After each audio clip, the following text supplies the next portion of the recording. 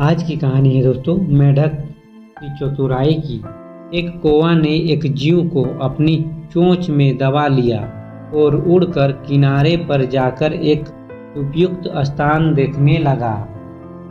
उपयुक्त स्थान देखकर कौवे ने उसे चोंच से निकालकर पंजे में दबा लिया।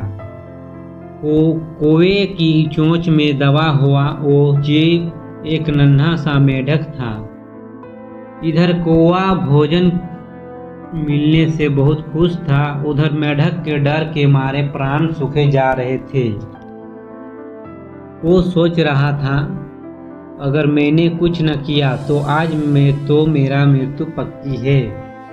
कुछ तो उपाय करना ही चाहिए, नहीं तो ये कौवा आज खाकर ही मानेगा। तभी उसके मन में एक युक्ति आई।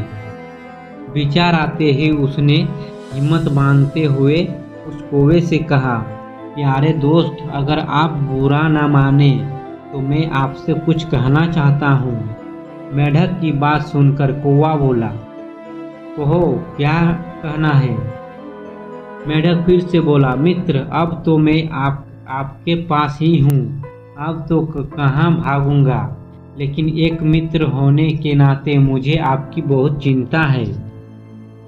कौवा असमंजस में आकर बोला, मेरी चिंता में तो तुम्हें अभी खाने वाला हूँ और तुम मेरी चिंता कर रहे हो। आप मुझे कुछ भी समझे, पर मैं तो आपको अपना मित्र ही मान चुका हूँ, क्योंकि आपने मेरी जान बचाई है। मैं तो पानी में डूबा जा रहा था, आप न होते तो मर गया होता। इसीलिए मैं भी आपकी मदद करना चाहता हूँ। कौवा बोला, तुम मेरी मदद कैसे करोगे। तब मेंढक बोला, मित्र, आपकी चोंच बहुत प्यारी है, किंतु मेरी चमड़ी बहुत मोटी है। देखो तो मैं कितनी मोटी है। तो मुझे खाने में कहीं आपकी प्यारी सी मासूम सी चोंच को चोट लग जाए। आपकी चोंच कैसे मेरी इस मोटी चमड़ी को उखाड़ पाएगी। मुझे तो आपकी चोंच पर बहुत दया आती है। कौवा मेंढक की बात सुनकर कुछ सोच में पड़ गया। उसे सच में मेंढक की बातों पर यकीन हो गया। कुछ सोचकर कौवा ने मेंढक से पूछा, तो मुझे क्या करना चाहिए। आप इसको पत्थर पर रगड़ कर पेनी कर ले। ऐसा करने आपकी चोंच पेनी हो जाएगी, जब आसानी से आप हमें खा सकते हो। कौवे ने सोचा, मेंढक का तो सही रहा है। ऐसा सोचकर कौवा उसके कहने के अनुसार कार्य करने लगा। अब कौवा पूरी तरह उसकी बातों में आ गया।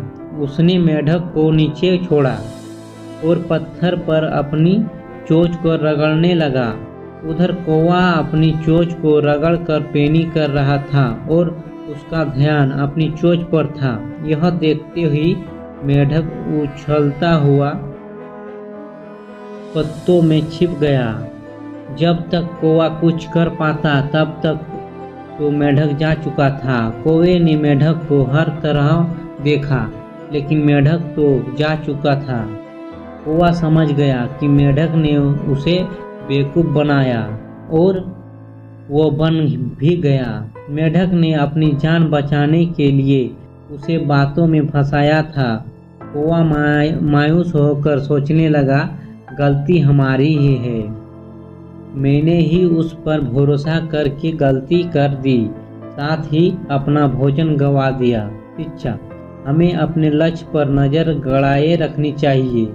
छोटी सी भी गलती हमारे लक्ष्य को हमसे दूर कर सकती है। दोस्तों, कहानी अच्छी लगी तो ज़रूर एक लाइक कर दीजिएगा। धन्यवाद।